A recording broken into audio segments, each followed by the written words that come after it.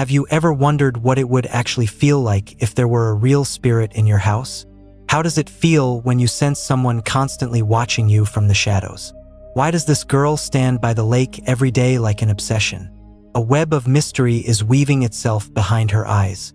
There are some extraordinary twists at the end of this video, and there will be a question for you. So, let's begin today's story, What Lies Beneath. Claire Spencer snapped out of her daze at the bus stop, feeling deeply distracted. She feels deeply unsettled today. Of course, there is a reason for this. Their only daughter, Caitlin, is leaving the city for her studies. Her husband, Norman Spencer, is a scientist by profession. Though he is mostly busy with work, he tries to care for the family equally. Norman met Claire when he was in New York. After getting married, they shifted a few years ago to Vermont, Norman's childhood town. Since this morning, their new neighbors, the Furs, have been fighting. It seems they can't even digest their food without doing this every day. After leaving her daughter, despite not wanting to, the emptiness of the house seems to swallow her whole. Norman also has to be away most of the time for work, so he cannot be blamed either. Thus, her time passes by looking at old albums. Of course, Norman looks after her as much as possible. Currently, Norman is working on a research project for a new experimental compound. A compound that can completely paralyze the human body, yet allow the person to feel everything around them like a healthy human. That day, Claire was reminiscing while looking through old albums. Before marriage, she was a successful cello artist. But with time, she had to leave everything behind to manage the family. Suddenly, hearing the sound of neighbor Mary Fur crying, she tried to see her out of curiosity. But Mary ran away upon seeing her. Claire suspects that Mary is being abused by her husband, which is why she might need help. But since they don't know each other, Mary doesn't want to tell her. When Claire tells Norman about this, he says such troubles between husband and wife are common. There is no need to poke your nose into the lives of strangers. But Claire's heart refuses to agree. So, as soon as it is morning, she reaches their house to strike up a conversation. There, she returns worried after seeing a drop of blood on one of Mary's shoes. Claire's heart fills with joy as she sees a woman standing at the front door. It was her dear friend, Jody. After spending some time with her after a long time, Jody leaves. It rained heavily tonight, so naturally, when the power went out, she went to close the window and saw Warren. In this rain, he was loading something wrapped in a sack into the trunk of the car. Immediately seeing this, Claire woke Norman from his sleep to show him. Unfortunately, she could not see anyone there. In the morning, after secretly spying on the Fur house, Claire goes to enter her home. Suddenly, it feels as if the front door opened and closed by itself, which could also be due to the wind or a loose lock. So, without giving it much importance, she concentrated on her work. In the evening, while playing with Cooper by the lake, Claire threw Cooper's favorite ball into the water, but he refuses to go into the water at all.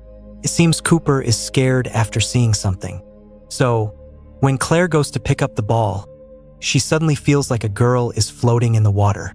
Just then, Norman calls, and the matter completely slips from her mind. After this incident, Cooper suddenly goes missing since evening. Despite calling a lot, the poor dog doesn't return, and Claire is about to enter the house. Just then, the door opens by itself again and the radio suddenly turns on. If this happened during the day, it might have been ignored. But Claire gets truly scared by such an event at night and goes to Norman's lab. Hearing Claire's story, Norman informs the police, because in a few days he has to go out of town to attend a conference. In such a situation, taking a risk is not wise. However, for Claire's sake, he also inquired about Warren Fur. The man is quite ordinary. He holds a good position in the chemistry department, but there is no police record. Hearing this, Claire felt temporarily relieved, but the same thing happened in the morning. The front door was open. As she went to close the door in anger, she heard the sound of a frame falling. The photo frame from the Vermont Society's DuPont party fell in the wind and broke. Whenever she looks at this picture, Claire loses herself in a strange thought. She cannot remember at all when or in which year she attended this party. everything is a blur. Just then, noticing Warren's car leaving, Claire takes the opportunity to go to the Furs house. But she is caught off guard seeing Warren open the door instead of Mary. When Claire asks him about Mary, Warren doesn't say much and avoids it, saying he is late for the office. After this, Claire starts keeping an eye on him. Meanwhile, Claire notices that Cooper has returned home on his own, but he is constantly barking towards the front door, and there are muddy footprints leading straight to the door. Then Norman suddenly returns home and is surprised to see her like this. In the midst of all this, Claire forgot that they were supposed to have dinner with Norman's friend, Stan, today. After finishing dinner that night, she doesn't face any other such incidents. But the next day, while fixing the broken frame, she finds a sculpted key in the room. Claire was quite surprised as that key didn't open any lock in the house, because she had never seen such a key in the house before. With multiple thoughts in her head, as she went upstairs, she suddenly stopped. Hot steam was coming out from inside the bathroom. Claire entered in fear and her body went cold. She saw the reflection of a thin girl in the water. Due to this incident, Claire consults with a psychiatrist, Dr. Drayton. In the midst of asking some simple questions, the doctor surprisingly asked Claire, "Do you believe in ghosts? There is a girl spirit in my house. Her eyes are a haunting shade of green. She looks quite charming. The strange thing is, even though she does no harm, it feels like she wants to tell me something. What do you think? What should I do?" The doctor laughs and says she should contact the girl. Let Claire find out what the girl wants. So, accordingly, Claire called Jody and sat down with an Ouija board. She tried to establish a connection with the girl's spirit. After a while, the candle flame slowly went out and the air became heavy. Suddenly, the board marker began to move and the front door opened with a loud bang.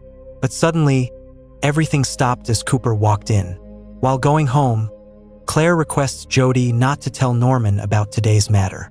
Along with this, another incident is revealed that Claire had a car accident a year ago. As a result, she has lost several memories of her past life. Since then, Norman cares for her a bit more. As soon as Jody leaves, Claire notices hot steam coming from the bathroom again. Claire gathers courage to enter the bathroom and the girl's spirit haunts her again. This time, Claire asks in a trembling voice, "What do you want?" Along with this, a writing appears on the mirror. After this incident, Claire goes to call Norman in fear and sees MEF being typed continuously on the computer. Consequently, Claire rushes to Norman's lab like a madwoman and screams that Warren has killed Mary. Therefore, she is haunting Claire. Even when she mentions the Ouija board matter, Norman gets truly angry, because he is busy with research. And in the midst of all this, Claire's behavior is unbearable. When Claire goes out from there and sees Warren, she accuses him of murdering Mary in front of everyone. Claire is truly surprised to learn that Mary had gone to her in-laws' house for a few days. As a result, the Spencer couple faces an embarrassing situation in front of everyone.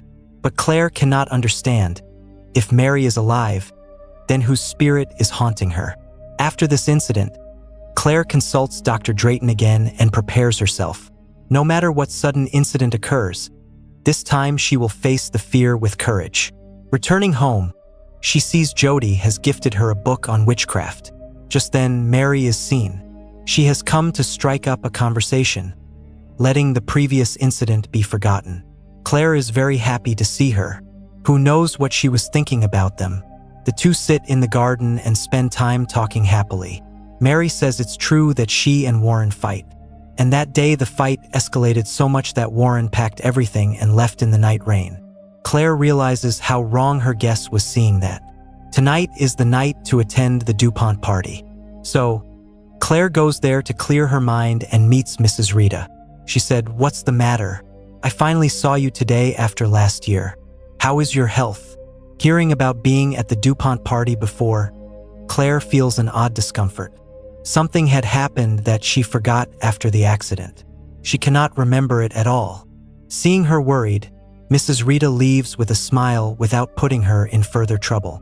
The next day, while working, the DuPont party frame on the table suddenly falls. She finds a paper cutting on the back of the frame about a girl named Madison Elizabeth missing a year ago. As Claire's curiosity increased, she checked the missing reports of Vermont from the past few years on the internet. She finds a girl named Madison Elizabeth Frank, whose name, when shortened, stands as MEF. She remembers this was the name typed continuously on the computer that day. Not only that, seeing the girl's picture and eye color, Claire realizes this girl's spirit is haunting her. But why? And the most strange thing is, the mystery of how Maddie disappeared has not been solved to this day. However, one piece of information increased suspicion, because Norman was a lecturer at the college where Maddie studied. When Claire tells Norman about this, he gets truly angry at Claire's madness. He even tells her to consult Dr. Drayton again. Claire realizes Norman will not help her in any way in this matter. So, she gathers information on Maddie herself and reaches her house to meet her mother. From talking to her, it was learned that Maddie was a stubborn and whimsical girl since childhood. It wasn't easy for everyone to get along with her. However, she has no idea why she disappeared. Claire gets a lock of Maddie's hair from her room. She brings it back and performs a ritual to connect with the spirit using the witchcraft book given by Jody. Claire suddenly becomes possessed. Consequently, when Norman returns home at night, Claire starts seducing him aggressively, which naturally feels strange to Norman. Then the air in the room becomes strangely heavy, and a sweet scent for a moment reminds Claire of some old memories. She remembered the sudden incident on a rainy night. Just then, Norman sees Maddie's image in Claire and pushes her away in fear. As the lock of Maddie's hair falls from her hand, Claire snaps out of a strange daze. Claire remembers some faint old memories. On a rainy night a year ago, returning from the DuPont party, she saw Norman right here in an objectionable state with Maddie. Even on the night of the party, Maddie was present there, for which reason she had thrown the wine glass in anger. And this was exactly what Mrs. Rita had been talking about that day. In the end, Norman had gotten involved in such an illicit relationship with his college student. Actually, seeing them in such a state that night, Claire had the accident while driving in anger. As the argument between the two increases over this matter, Claire goes to Jody's house. However, she learns that Jody herself once saw Norman in a nearby town at Adamant Cafe with an unknown girl. But despite thinking of talking about it, Jody kept it suppressed due to Claire's accident a few days later. Even after knowing everything, a strange mystery is still taking root in Claire's mind, the answer to which she must find. Returning home the next morning, she sees another incident. Norman is lying unconscious in the bathtub. However, the medical team arrives at the right time, and Norman survives this time. After Norman recovers after a while, Claire asks if he is somehow involved in Maddie's disappearance. After a moment of silence, the answer came, yes, he indeed had a relationship with Maddie. But when Norman wanted to end everything, Maddie threatened to kill him and Claire. However, Maddie went missing exactly the day after this incident. Hearing this, Claire's suspicion is confirmed that Maddie's spirit tried to kill Norman after her death, and perhaps now she wants to murder her too. But this wouldn't have happened if Claire hadn't used Maddie's hairlock, because of which Claire breaks down mentally, blaming herself for everything. Seeing her state, Norman contacts a paranormal psychic through his friend and asks for suggestions. In the midst of all this, one day Maddie possesses Claire again. She jumps into the lake, and Maddie pulls her towards a hidden box. Fortunately, Norman arrives and somehow saves Claire. Due to the constant incidents happening to Claire, Norman puts Maddie's hair lock away, and he asks Claire for a second chance to start everything fresh. Claire, of course, doesn't let Norman realize anything then, but suspicion remains in her heart. After a few days, the two plan to go sailing. So, Claire takes this opportunity to go to Adamant Town, where Jody had seen Norman with Maddie. Since the beginning, the sculpted key and the box under the water were on Claire's mind. So, according to Jody's words, when she arrives at Adamant Cafe, her sight goes to the necklaces hanging in an antique shop right next to it, which was in the picture of Maddie's missing report. Not only that, the design of the boxes kept there is the same as the box seen under the water. to which that sculpted key was attached. This incident increases Claire's suspicion even more. So, returning home, she pulls the box from the lake at midnight and opens it with the key. She sees Maddie's necklace kept there, which looks exactly like the necklaces hanging in that antique shop, meaning Norman has lied. He is actually Maddie's killer. When Claire confronts him then, Norman's statement is completely different this time. He says Maddie wrote a letter addressed to Claire to frame him. After burning it, Norman threw the box into the lake. Even before her death, Maddie blackmailed Norman at the DuPont party. After bringing her home, she died in this very house because she suddenly collapsed. This incident was enough to end Norman's marriage and career. So he submerged Maddie in the lake along with the car out of fear. After knowing the whole story, Claire feels Norman is nothing but a murderer. So, Claire tells him to inform the police and confess the crime. Accordingly, Norman calls the police and wants to surrender by confessing to Maddie's disappearance. But when Claire checks the phone later, she realizes Norman didn't call the police, but rather called for 111, meaning he has lied. And just then, Norman comes from behind and covers her mouth using a chemical agent, the substance he was researching.